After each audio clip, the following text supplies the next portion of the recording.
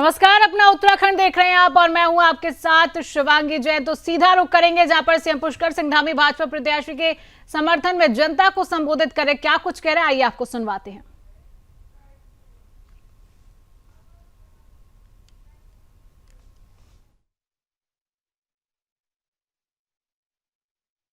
विकास के लिए काम किया है और धनोला परिवार जनसंघ के जमाने से हमारे विचारों का, हमारे विचार परिवार का अभिन्न अंग रहा है।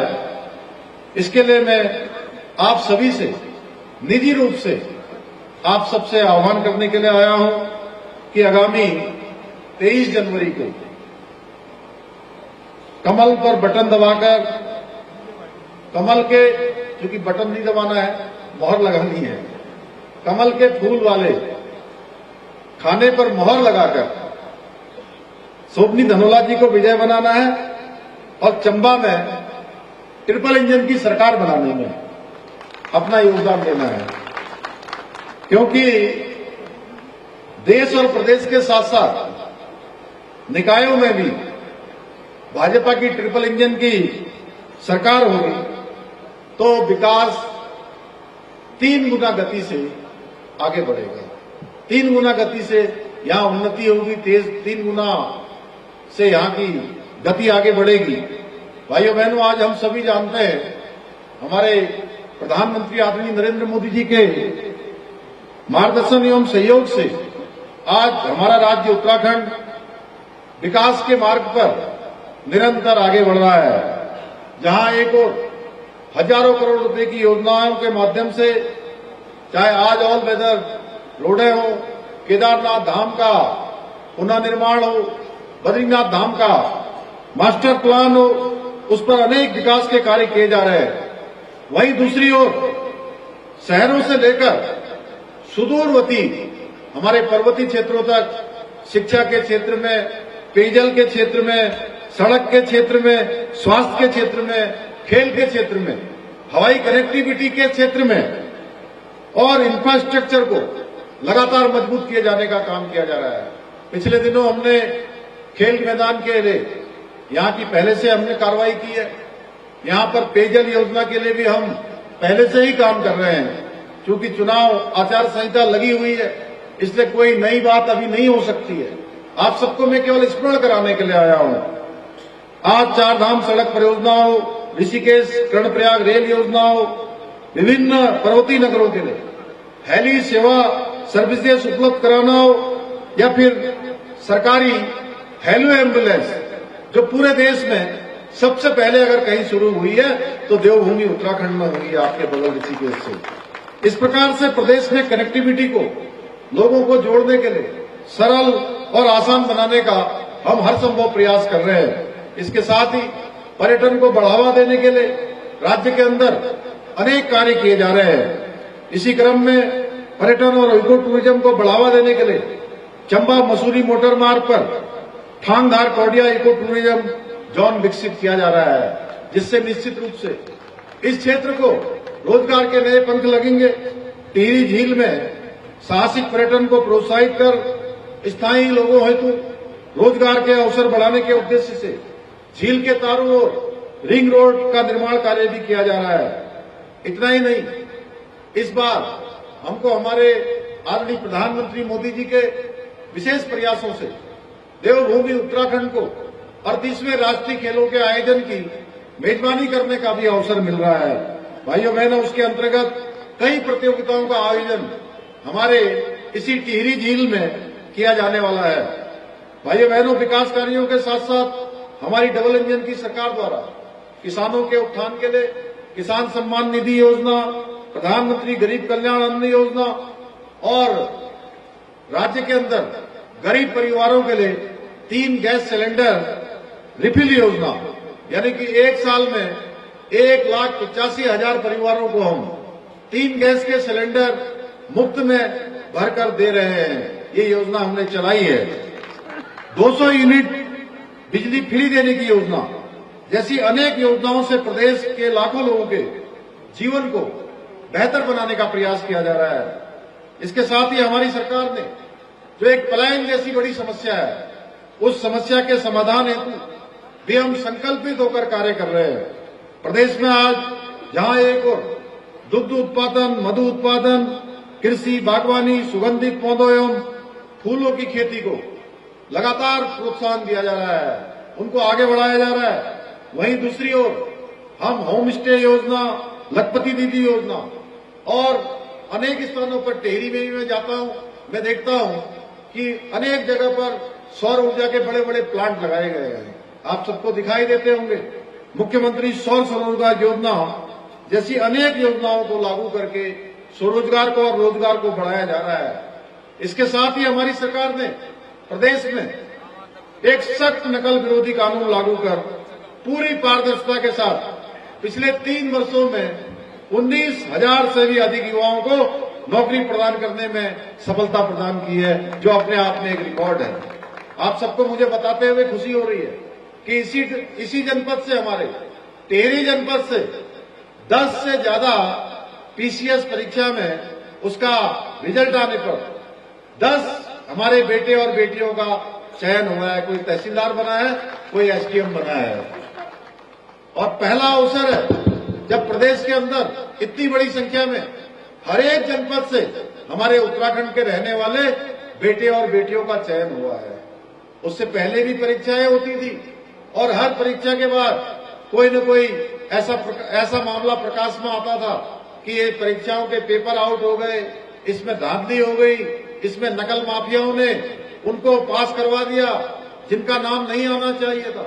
भाइयों बहनों, नकल का अध्यादेश, नकल का एक कानून आने के बाद आज प्रदेश के उन बेटे और बेटियों को चयन का अवसर मिल रहा है जिनके माता पिता गरीबी की हालत में अपने बेटी और बेटे को पढ़ाने के लिए भेजते हैं।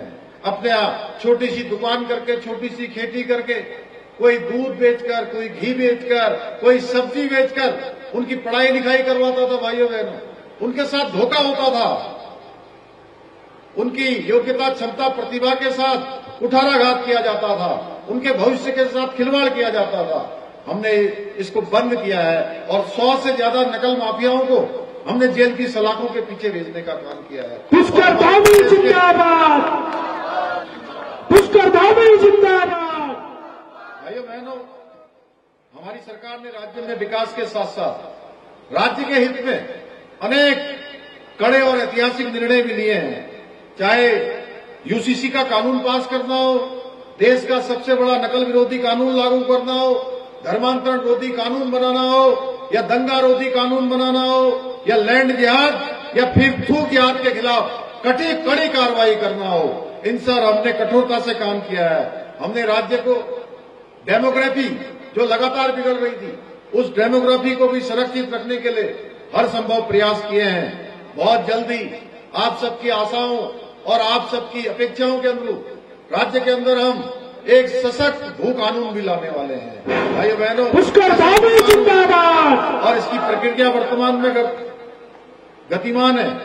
भाइयों बहनों, जहां एक और भारतीय जनता पार्टी की सरकार है जो तमाम काम कर रही है, जो राज्य को आगे बढ़ाने के लिए, राज्य के हर माता बहन को आगे बढ़ाने के लिए, नौजवानों को आगे लाने के लिए, उत्तराखंड को उत्कृष्ट उत्तराखंड बनाने के लिए एक तरफ भाजपा की सरकार है और दूसरी तरफ कांग्रेस है जिसने हमेशा भ्रष्टाचार को बढ़ावा देने का काम किया है।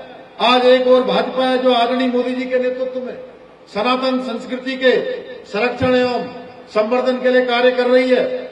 वहीं दूसरी ओर कांग्रेस है जिसने हमेशा सनातन धर्म को बदनाम करने का, पाप करने के साथ साथ तुष्टीकरण की राजनीति की है, हमेशा वोट बैंक की राजनीति की है।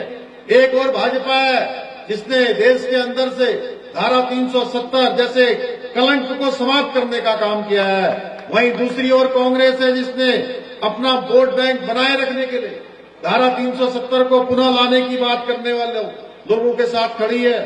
एक और भाजपा की सरकार है जो प्रदेश के हर गरीब वंचित के जीवन को बेहतर बनाने के लिए काम कर रही है। वहीं दूसरी ओर एक कांग्रेस है जो अपनी तुच्छ राजनीति के चक्कर में तमाम जन कल्याणकारी योजनाएं जो हम गरीबों के लिए बना रहे हैं, उन योजनाओं का विरोध करने में भी कभी पीछे नहीं हट रही है। भाइयों बहनों, अब फैसला आपका है क्योंकि आपका प्रत्येक वोट न केवल चंबा का भविष्य तय करेगा, न केवल टिहरी का भविष्य तय करेगा, बल्कि ये उत्तराखंड के विकास में भी सहायक बनने वाला है। वैसे तो आप सब लोग बहुत समझदार हैं, हर बात को भली भांति जानते हैं और कांग्रेस पार्टी के किसी भी उम्मीदवार को निकाय चुनाव में जीतने नहीं देंगे। पर एक बार ये सोचकर देखिए, अगर ये गलती से भी कहीं जीत गए तो अभी आप सुन रहे थे सीएम पुष्कर सिंह धामी को, और अब सीधा रुख करेंगे खबरों की ओर। उत्तराखंड में इन्वेस्टर समिट के बाद अब सरकार पूरा फोकस निवेश को लेकर हुए एमओयू की ग्राउंडिंग पर कर रही है। मुख्यमंत्री पुष्कर सिंह धामी की माने तो 80,000 करोड़ के निवेश की ग्राउंडिंग पर काम किया जा रहा है, ताकि प्रदेश में विकास की गति को और भी तेजी दी जा सके। जिसको लेकर जानकारी देते हुए प्रेस कॉन्फ्रेंस में सीएम धामी ने कहा कि पीएम मोदी का विकास को लेकर राज्य को पूरा सहयोग मिल रहा है। हर क्षेत्र में निवेश की भरपूर संभावनाएं हैं, इसका लाभ उठाना चाहिए।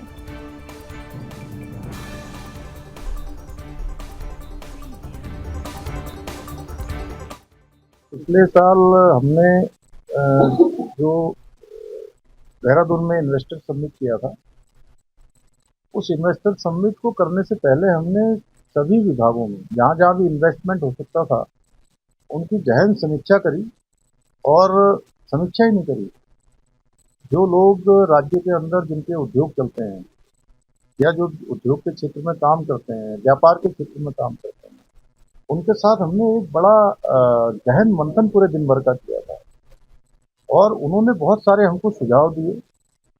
और जो आपने कहा कि हमने जो है 30 से अधिक जो पॉलिसी बनाई, वो पॉलिसी बनाने के पीछे हमारा हेतु यही था कि जो लोग भी यहाँ निवेश करना चाहते हैं, उद्योग लगाना चाहते हैं, रोजगार सृजन करना चाहते हैं, तो उनको किस प्रकार से सरलता मिलेगी, ईज ऑफ डूइंग कैसे उनके लिए अच्छा होगा, अपने काम के लिए उनको कैसे सरलीकरण होगा, और जिन नीतियों को हमने बदलना था या उन नीतियों को शिथिल करना था या नई नीतियां बनानी थी, उसमें एमएसएमई पॉलिसी है, हमारी टूरिज्म की पॉलिसी है, इंडस्ट्री की पॉलिसी है, उसमें ऑटोमोबाइल की पॉलिसी है, अनेक पॉलिसियां हमने उसमें बनाई। उसी का परिणाम हुआ कि एक बड़ा इन्वेस्टमेंट का हमारे साथ एमओयू हुआ है, जिसमें से लगभग 80,000 करोड़ की अभी ग्राउंडिंग पर भी काम भी हमारा शुरू हो गया है और तेजी से आगे बढ़ रहा है। और हमारे प्रधानमंत्री जी का भी उसमें हमको बहुत सहयोग है कि देश के अंदर जो 12 स्मार्ट इंडस्ट्रियल कॉरिडोर जो स्वीकृत हुए हैं, उसमें से एक हमारे राज्य को मिला है।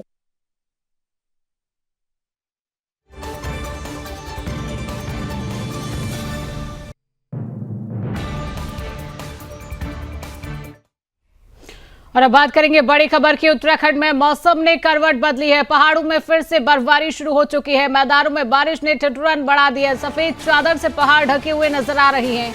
मैदानी क्षेत्रों में बारिश के कड़ाके की ठंड देखने को मिल रही है। 4 धामों में भी जोरदार बर्फबारी हो रही है। सभी धामों में माइनस में तापमान पहुंचा हुआ है। तो बड़ी खबर आप तक पहुंचा रहे हैं, जहां पर पहाड़ों में फिर से बर्फबारी शुरू हो चुकी है। मैदानों में बारिश ने ठिठुरन बढ़ा दी है। सफेद चादर से पहाड़ ढके हुए नजर आ रही है। मैदानी क्षेत्रों में बारिश से कड़ाके की ठंड देखने को मिल रही है। 4 धामों में जोरदार बर्फबारी हो रही है। सभी धामों में माइनस में तापमान पहुंचा हुआ है। तस्वीरें टीवी स्क्रीन पर है, आप देख सकते हैं किस तरीके से बर्फ जमी हुई है। पहाड़ जो है सफेद चादर से ढके हुए नजर आ रहे हैं। पहाड़ों में लगातार बर्फबारी की तस्वीरें आप तक पहुंचा रहे हैं, जहां पर उत्तराखंड में एक बार फिर से हिमयुग का आगाज हो गया है। उत्तराखंड के पहाड़ी इलाकों में बर्फबारी हो रही है।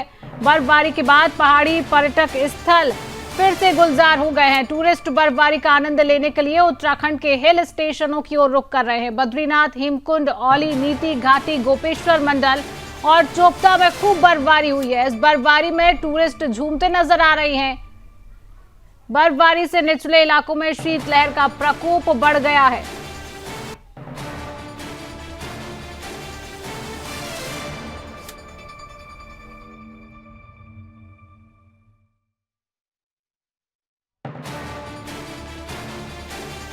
बर्फबारी से निचले इलाकों में शीतलहर का प्रकोप लगातार बढ़ गया। तस्वीरें लगातार टीवी स्क्रीन पर है। बर्फबारी से पर्यटकों के साथ साथ स्थानीय लोगों के चेहरों पर भी अब मुस्कान आ गई है।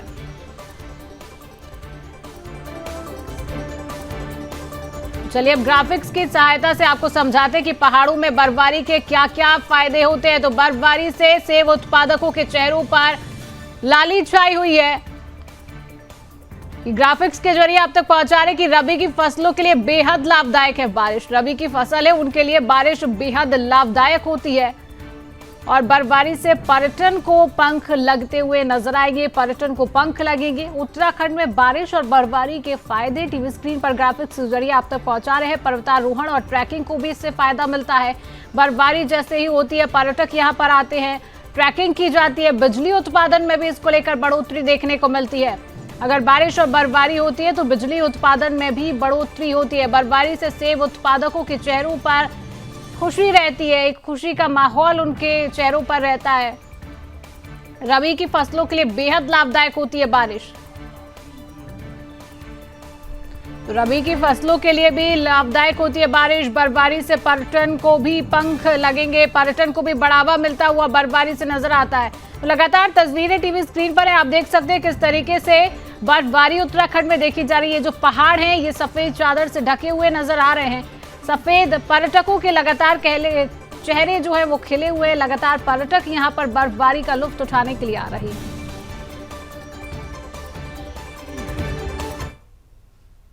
रविवार को मौसम का मिजाज बदलते ही देहरादून के मशहूर पर्यटन स्थल और पहाड़ों की राजा चक्राता की ऊंचाई वाले इलाकों में बर्फबारी अब शुरू हो गई है, जिसके चलते चक्राता के ऊंचे इलाकों में शामिल लोखंडी, देवबंद, जाड़ी, कोटी, कनासर में हुई बर्फबारी से यहां पर्यटकों की संख्या बढ़ने लगी है।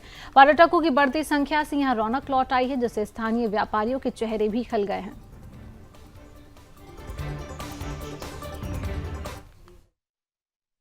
लोखंडी स्नोफॉल देखने, दिल्ली से स्पेशली स्नोफॉल देखने आया था और सपना सच हो चुका है। यहाँ पे लाइव स्नोफॉल देखने को मिली। आज सुबह से स्नोफॉल हो रही थी, देख सकते हैं, बहुत मजा आ रहा है। जिसको भी स्नोफॉल देखनी है वो लोखंडी में बहुत स्ट्रांगली रिकमेंड करूंगा, क्योंकि यहाँ पे एक तो होटल्स वगैरह, मैनेजमेंट वगैरह सब बहुत अच्छा है और मजा भी बहुत आता है। पीसफुल जगह है, फैमिली के साथ जरूर आइएगा, मजा बहुत आएगा। मैं तो अभी खुद भी अपने भाइयों के साथ निकल जाऊंगा अभी यहाँ खेलने। पीछे साइड बहुत बर्फ है।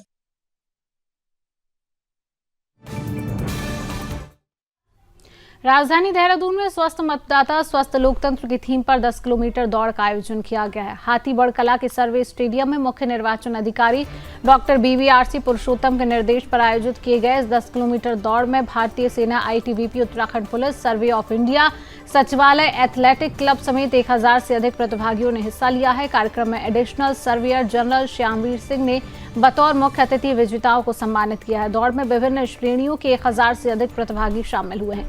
अपर मुख्य निर्वाचन अधिकारी डॉक्टर विजय कुमार जोगदंडे और मुख्य अतिथि एडिशनल सर्वेयर जनरल ने सभी प्रतिभागियों को एक एक कर फ्लैग ऑफ करते हुए रवाना किया है।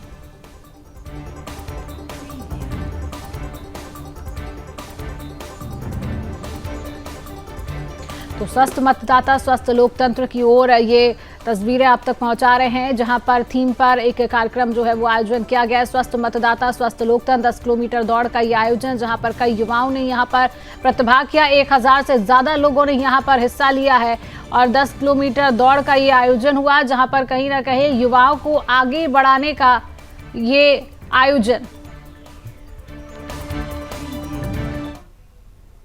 मसूरी में निकाय चुनाव को लेकर पार्टियां अब जोरों शोरों से प्रचार प्रसार में जुट गई हैं। इसी बीच बीजेपी ने भी जनता से वोट की अपील की है। इस मौके पर भारतीय जनता पार्टी युवा मोर्चा की राष्ट्रीय उपाध्यक्ष नेहा जोशी और भाजपा के वरिष्ठ नेता ज्योत सिंह बिष्ट ने कार्यकर्ताओं के साथ प्रचार प्रसार कर जनता से भाजपा के प्रत्याशियों को वोट देने की अपील की है।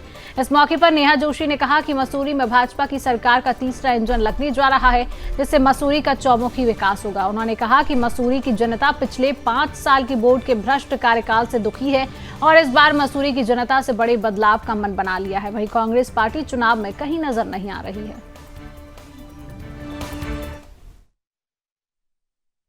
में माननीय पुष्कर सिंह धामी जी के नेतृत्व में, महेंद्र भट्ट जी के नेतृत्व में निकाय चुनाव में जो 102 निकाय है उनमें से 90% पर भारतीय जनता पार्टी के लोग अध्यक्ष और महापौर के पद पर जीत हासिल कर रहे हैं और उसके अलावा सभासद में भी 80 से 85% सीटों पर जीत का हम दावा कर रहे हैं और उसको जीत करके दिखाएंगे, क्योंकि धामी जी की सरकार ने मोदी जी के दिशा निर्देश पर जिस तरह से उत्तराखंड के विकास का रोड मैप रखा और जो शहरी क्षेत्र है जिसके लिए चुनाव हो रहा, यहाँ पर जिस ढंग से प्रचुर मात्रा में बिजली, पानी, सड़क, स्कूल, अस्पताल, इनकी सुविधाओं के विकास के लिए नगर निकाय के माध्यम से पिछले 5 साल का जो हमारा काम करने का रिकॉर्ड है, तो उससे लोग ये समझते हैं कि दिल्ली में भाजपा की सरकार, देहरादून में भाजपा की सरकार और नगर में भी अगर 3 टियर सरकार बन जाएगी तो निश्चित रूप से विकास की गति और तेज होगी।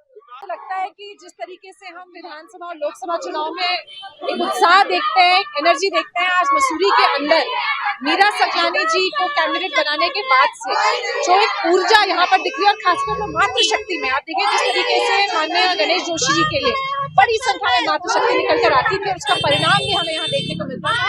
मुझे पूरा विश्वास है कि मीरा सकलानी जी के लिए जितनी मातृशक्ति निकल रही है, हमें उसका परिणाम भी 25 तारीख को मिलेगा, और एक बहुत पूर्ण बहुमत के साथ भारतीय जनता पार्टी का बोर्ड भी बनेगा और अध्यक्ष पर भी भारतीय जनता पार्टी। कैबिनेट मंत्री गणेश जोशी ने वर्चुअल माध्यम से आगामी निकाय चुनाव के दृष्टिगत मसूरी नगर पालिका परिषद के चुनावों के लिए भाजपा का संकल्प पत्र जारी किया है। इस अवसर पर कैबिनेट मंत्री गणेश जोशी ने भरोसा जताया कि मसूरी वासियों ने भाजपा के पक्ष में मतदान करने का मन बना लिया है। उन्होंने कहा कि मसूरी नगर पालिका परिषद के चुनावों में कमल खिलना तय है। इस दौरान उन्होंने मसूरी वासियों से भाजपा के पक्ष में मतदान की अपील की है। इस अवसर पर चुनाव प्रभारी कैलाश पंत, महानगर अध्यक्ष सिद्धार्थ अग्रवाल, नगर पालिका अध्यक्ष प्रत्याशी मीरा सकलानी, मंडल अध्यक्ष राकेश रावत सहित कई लोग उपस्थित रहे हैं। वहीं राज्य मंत्री कैलाश पंत ने कहा कि मसूरी नगर पालिका परिषद के चुनाव में भाजपा की जीत तय है। उन्होंने दावा किया कि मसूरी की जनता केंद्र और राज्य सरकार द्वारा किए जा रहे विभिन्न विकास कार्य और सभी वर्गों के लिए चलाई जा रही जन कल्याणकारी योजना से प्रभावित है।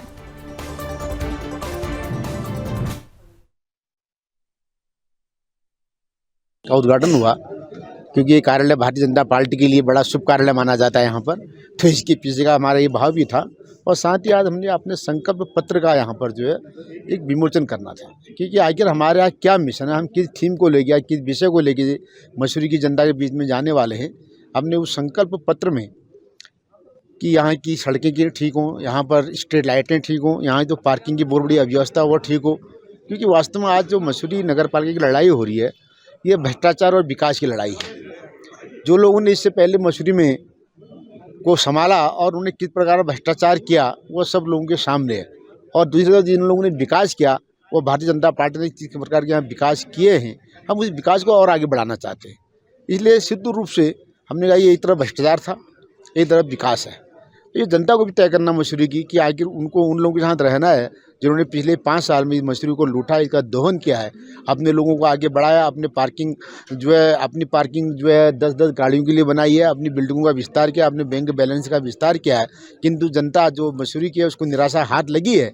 तो ये आकलन भी जो है मसूरी की जनता को करना है, और निश्चित तौर पर मसूरी की जनता कर रही है। वो समझ गई है कि कौन लोग विकास चाहते हैं और कौन लोग जो मसूरी का विनाश चाहते हैं। बाहरी शब्द कांग्रेस की बौखलाहट को दिखा रहा है, विरोधियों की बौखलाहट को दिखा रहा है, और अपने 5 साल के पापों को छुपाने के लिए जो पैंतरे अपनाए जा रहे हैं ये उसका एक द्योतक है। मैं आपसे ये कहना चाहता हूँ, आपके माध्यम से मसूरी की जनता से ये कहना चाहता